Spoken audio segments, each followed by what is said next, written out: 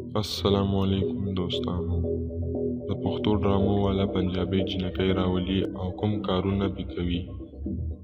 دوستانو داسې وخت راغلی چې پښتانه ډېر زیات وشرمېدل او دا وجه دا نه ده چې ټول پښتانه خراب دي. دا یو څو خرابو خلکو د وجې ټول پښتانه بدنام شول.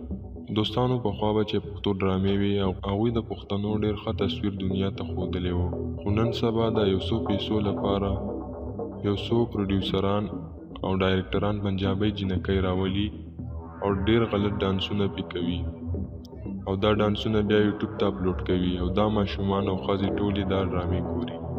دوستانو نن سبا چې پښتنه معاشره څومره خرابه شوې، د دې ټوله وجه دا ده چې دا یو څو پیسو خلک همداسې ډرامې نوي نسل ته راوړي او د پیسو ګټلو لپاره هر حد نه تېرېږي.